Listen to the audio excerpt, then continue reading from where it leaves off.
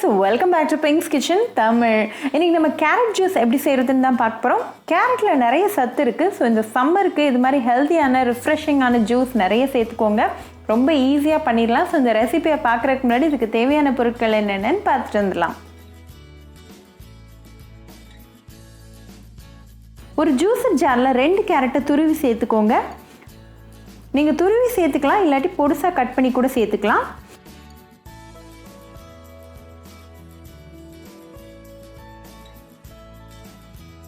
இது கூட 3 table spoon sugar சேர்த்துக்கோங்க. நீங்கள் சுகர் தேவையில்லைன்னு நினச்சிங்கன்னா தேன் கூட சேர்த்துக்கலாம். இது கூட ஒரு 3 புதினா இலைகள் சேர்த்துடலாம்.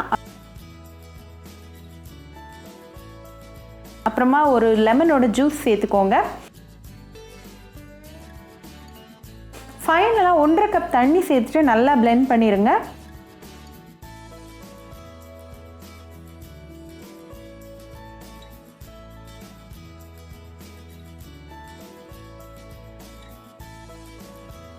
இப்போ நல்லா பிளெண்ட் ஆயாச்சு.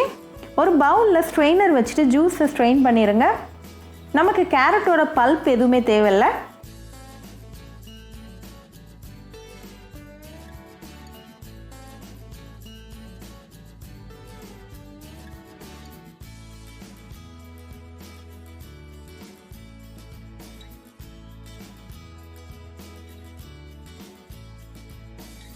இப்போ ஜூஸை ஒரு லாங் ஜூஸ் ஜாரில் மாற்றிக்கோங்க.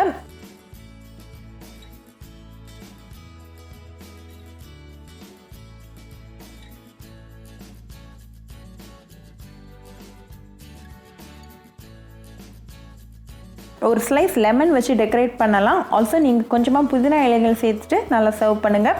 ரொம்ப ஹெல்தி அண்ட் ரெஃப்ரெஷிங்கான ட்ரிங்க். ஸோ கண்டிப்பாக அந்த ரெசிபியை உங்கள் வீட்டில் ட்ரை பண்ணி பாருங்கள். ட்ரை பண்ணிவிட்டு எப்படி இருந்துச்சுன்னு எனக்கு கமெண்ட்ஸில் சொல்லுங்கள். இன்னொரு சூப்பரான ரெசிபியோட உங்களை வந்து பார்க்குற வரைக்கும் பாய் ஃப்ரெண்ட்ஸ்.